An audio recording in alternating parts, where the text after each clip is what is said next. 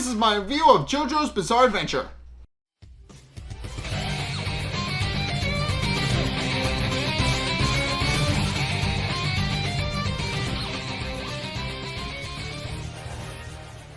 Okay, so this episode is mainly about Leone Abbacchio himself, and is mostly about his backstory, how his stand works, and how he actually goes about his fights in the series. So, it starts off with the aforementioned backstory, where it's revealed that Leone Abbacchio, once upon a time, was a cop.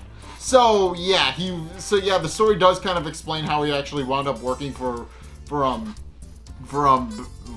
and how he actually wound up joining Team Bucciarati. But long story short, Abbacchio used to be a cop, and that was his lifelong dream. He wanted to be a cop. He wanted to help people, and laid down his life to protect people. But shortly after becoming a cop, he quickly ran into some problems. So as kind of been established already. But Naples, Italy is kind of a mess. As we've established, Naples, Italy is kind of messy and not really the best place to pursue justice. But he quickly found out that not only are the people he's supposed to lay his lives down to protect are the ones causing problems, but on top of that, there's no guarantee that people will actually serve punishment for their crimes because people who with wealthy connections are constantly let go or are able to post bail. And it was these contradictions that made Abbacchio realize that being a cop wasn't all it was cracked up to be. But then things get interesting when Abbacchio actually meets a prostitute and her pimp. And the pimp tries to bribe him to pointing out that they weren't really doing anything and that he could easily just look the other way. And Abbacchio takes the money mainly because he points out that regardless of whether he took the bribe or not, either way the person would go free because either he gives the money to Abbacchio and Abbacchio looks the other way, or he uses that money to post bail and gets out scot-free for his crimes. So he figured it was a lot easier to just take the money for himself and just let the guy go, figuring that it would save him the hassle of having to arrest him anyways. And the man thanks him, pointing out that he's a very good cop, which is ironic.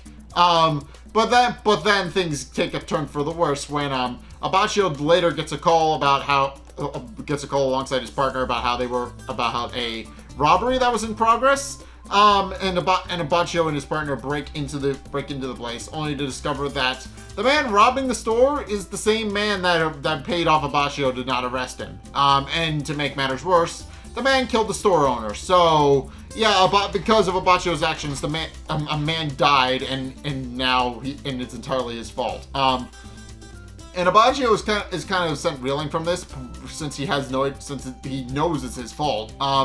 And the man even tells him that Abbacchio really is screwed either way, because either he arrests the man and it comes out that he took a bribe, or he doesn't and the man goes off scot-free. And Abbacchio, in his indecision, actually leaves himself open to being shot by the man. And his partner actually jumps in front of him, shoots the guy back, but dies in the process, which leaves Abbacchio kind of scarred, and he's later kicked off the force because of it. Because word got out that he had taken a bribe from a criminal, and on top of that, his partner died because of his own indecision and because of his own choices. So Abbacchio wound up being a bit of a broken man because of that, and wound up not really caring about much of anything, and he literally was just a wastrel wandering around town, drinking straight from the bottle up until Bruno found him. But in any case, enough of that stuff. But back in the present day, we then actually see Moody Blues in action with Abbacchio, and while Bruno wants to immediately go after Giorno, who literally just got attacked by the stand in this episode, which I will get to in a minute. He realizes that Abbacchio is first to realize that he realizes he realizes that Giorno was willing to sacrifice himself and do some crazy shit to actually sacrifice himself and make sure Bruno could actually avenge him, pointing out that he knows Bruno won't actually leave him due to their, well, newfound friendship, obviously, but more to the point, Abbacchio is more or less repaying the debt, knowing full well that Giorno had a lot of faith in him to actually figure out what's going on with the stand and the mystery around its ability. So he uses his Moody Blues to actually figure out what's going on. And then we find out what Moody Blues actually does. So Moody Blues is, as it turns out, and as Bruno kind of alluded to last episode, Moody Blues' main ability is not a combat-based ability. Fitting Abbacchio's past as the cop, Moody Blues is actually an entirely investigation-oriented stand. Its main ability is to copy a person's appearance. Case in point, he uses it to copy Narancia and figure out what happened to him, and more importantly, where he is. And then he proceeds to use that ability to try and figure out how the stand works. So Moody Blues can copy a person's ability and then will mimic every action that they've done for a set amount of time until the timer runs out and it catches up with what they've done so far. So with that, Abbacchio then uses Moody Blues to take the form of Narancia. And initially it starts off with everything seeming normal. Narancia is Moody Blues as Narancia is just kind of jamming out to his boombox, and it's revealed that Moody Blues will actually reproduce what happened during that moment in its entirety, including sounds. You only ever see the person that it's mimicking, but it'll replicate the entire situation as if it's all still happening.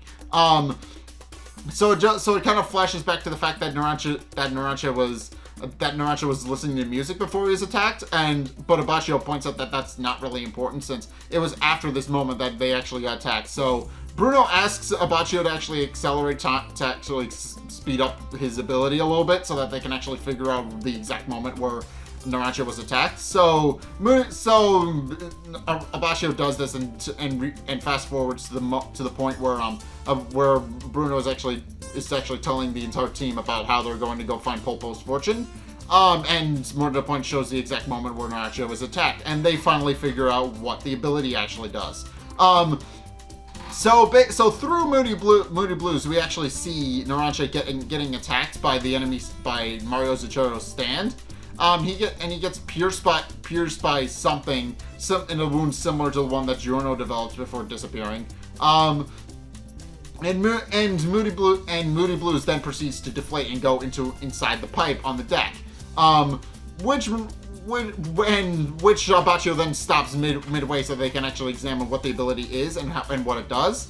And sure enough, Bruno and Abbacchio stop to admire Moody Blues as Narancia and try and examine its ability, and they figure out that the way the ability works is that it actually turns whoever is attacked by its ability effectively into a balloon. They deflate, they become really small, and they start to go into the pipes.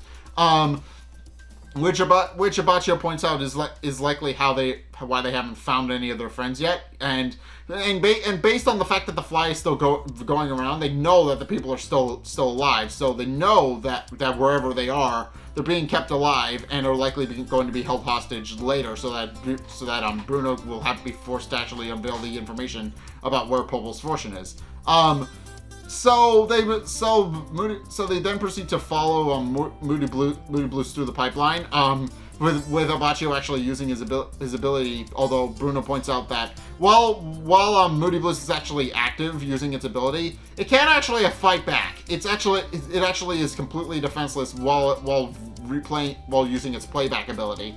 But Abbacchio points out that doesn't really matter since they can still use it to pinpoint where exactly their friends are. And they then proceed to follow it through the rest of the boat, with Abbacchio knowing full well where his stand is, and then concludes that the stand and by extension Mario Zucchero are actually using the pipes and the floorboards to get around. And that's why they haven't found anybody yet. They're literally just tucked into the tight spaces where they can't actually be seen. And Abbacchio concludes that the stand can also be the stand's ability can also be used on its master. So Mario Zucchero is able to actually deflate himself and then use that to travel around as well. Which makes it impossible for them to actually find and navigate it and find and pinpoint him. But they eventually realize that they need to actually get everybody out of the pipe, since now that they know where Moody Blues is, and more to the point where the friends should be, Bruno then proceeds to use his sticky fingers to actually open up a hole in the boat so they can actually get inside the pipes. Only to discover that the pipes are empty and Moody Blues isn't in there, nor are their friends and Mario Zucchero. So, and both Abbacchio and Bruno are confused by this, and Bruno even points out that they should be in there. And is wondering if Abbacchio is correct as to where his stand is, and Abbacchio confirms he is. He knows full well where he is, and even through Moody Blues' eyes confirms that he is indeed inside a pipe, but doesn't actually. But it is the same pipe that's open, but not necessarily, because they obviously can't see it. At which point Abbacchio realizes that there's still one last mystery regarding the stand that they need to actually figure out, or they can't actually defeat him. After some thinking, when they realize that the stand user is actually getting close and is about to attack Abbacchio and drag him into the pipes as well, Abbacchio does eventually figure it out and fights back, and then proceeds to fight back against the stand as it's attacking him, injuring his hand in the process, but also being deflated. And Bruno tries to catch Abbacchio, but Abbacchio merely tells him that he should be able to figure out, and points out that he should have known that something about the mask has always seemed off to him, as a tip before leaving the blood trail and disappearing inside the boat. And Bruno in his rage kind of summons sticky fingers and starts opening up massive holes in the boat by using his zipper ability. And is kind of upset about the fact that he can't find any of his friends and is wondering where the hell they are. So he does start opening up the boat, opening up the boat using his stand ability, but can't actually find anybody, and eventually wears himself out. At which point we hear Mario Zucchero, who notices that there's actually seagulls have actually seemed to have gathered around the boat, and decides that this is his opportune moment to actually make his move, pointing out that seagulls means land. So obviously that means they're getting close to their destination, and now it's time for him to reveal himself and actually point out that he has all of it. And the main visual they decide to go with is that he's not. This isn't actually what's actually happening, but he proceeds to start talking through the fly. And it's like implied that he's actually just talking normally, but because the fly is the only way they know where he is, they actually just use the fly as a stand-in for him in this episode. So it's kind of funny, but he proceeds to start telling Bruno that all of his friends are in stasis, and that and more to the point, that if Bruno says anything other than where the treasure is, he'll start killing people. So he urges Bruno to actually be concise and not actually kind of talk about whatever. And if he says anything unnecessary, he will start killing people. But Bruno instead merely points out that they're actually black-tailed gulls and not seagulls. Which he points out are actually not a land-dwelling creature and actually do live out farther in the water. And also, more to the point, he points out that you can actually tell the difference based on how they actually do their cries.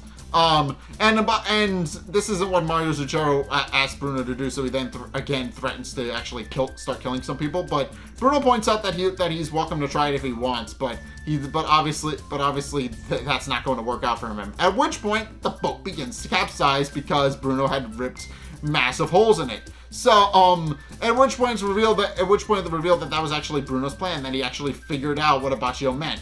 As it turns out, Bruno actually noticed where the blood trail actually went, and noticed that it actually did not go inside the boat. It stayed on deck and then just disappeared. And from that, Bruno has concluded that they're actually Mario Zucchero actually is not in fact hiding inside the boat, but that there's actually something else interesting. And he also noticed that it seems that Mario Zucchero doesn't seem to be hiding in a very linear fashion.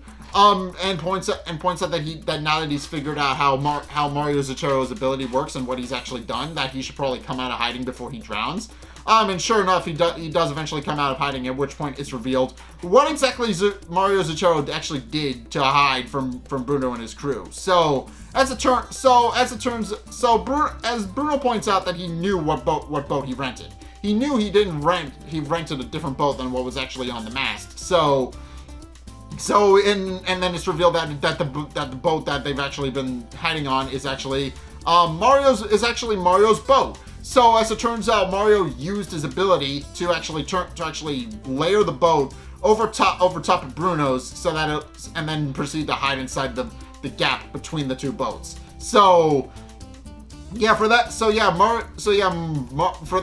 reason, Mario is eventually forced to come out of hiding, and his boat kind of capsizes, and he winds up getting stuck on Mario's boat. He winds up getting stuck on Bruno's boat. And at which point he actually has Abbacchio tucked under his arm, and then summons his stand and threatens, which is revealed to be Soft Machine. And he actually threatens to use his Soft Machine to actually kill Abbacchio, or if Bruno doesn't cooperate. However, Bruno does point out that now that he's out in the open, he really has no such advantages. And then proceeds to use sticky fingers to actually detach his arm, and then proceeds to artificially extend his range, and then proceeds to attack Mario from a distance, and long story short, pops his head off. He just kind of unzips the guy's head, and it comes clean off. And now that he's been defeated, Abbacchio and the others then proceed to return to normal, with Bruno actually comforting Abbacchio, pointing out that he did good and that he actually managed to uncover the stand's secret, and that he's very proud of him. At which point we finally figure out what Bruno actually said to Abbacchio to actually recruit him onto their whole organization. And Bruno, long story short, just tells him that he shouldn't be dwelling in the past as much as he is, since obviously if he wants to make change, he has to start by picking up the pieces and actually figuring out where he went wrong and actually making an effort to change the world. And then offers Abbacchio a spot in his group, pointing out that the man clearly has a strong sense of justice, and he would be more than happy to see him work alongside him. And Abbacchio was implied to accept that, because he then proceeds to put down the bottle he was drinking, and then obviously he's working on the crew now, so obviously he does go on to join Bruno and share many adventures with him. But yeah, this episode for the most part was just about Abbacchio's backstory and again his ability. And it is a good ability, because for the most part we've seen fights where the stand users actually just attack vigorously, and kind of don't really work, and kind of just use brute strength or their techniques to actually figure it out. But here Abbacchio doesn't really do either of those. He uses his stand to investigate how Soft Machine actually works, and then from that begins to formulate a hypothesis on how to defeat the stand. So yeah, he kind of works in reverse by using a technique that he then pulls off, which is the standard for how JoJo's works, where they actually use their techniques and actually solve it like a puzzle, where more like Abbacchio figures out the puzzle by reverse engineering the situation using his stand. It's a little bit different, but it works, and I do kind of like it. But yeah, that's my review of JoJo's Bizarre Adventure. What you guys think? Let's get discussing over in the comment section down below, or over on my Discord server, link in the description. Anyway, thank you guys so much for watching. If you enjoyed, be sure to like, comment, and subscribe. Also, be sure to follow me on Twitter in the description below. Be sure to check out my Patreon in the description below as well if you want to help support me. It's only a couple bucks a month. It really helps me out, and you guys get access to a bunch of cool perks that I'm always saying thanks. So be sure to check those out in the description below as well. And finally, if you want to see more content from me, you can check out my Twitch down in the description below. I stream every Sunday, 2:30 Eastern Standard Time, schedule permitting. I didn't stream last week, but that's okay because I was doing something else. And so the other way you can actually help support me by watching more content is by checking out the videos linked in the end screen. The top video is the most recent video. It may or may not be this one. Whereas the bottom video is the video recommended to you based on what you've already seen from me. So if you want to try something new or see more of what you like, then be sure to check both of those videos out. But regardless of whether or not you do any or all those things, thank you guys so much for watching. And also next time I will see you guys in the next video. Peace!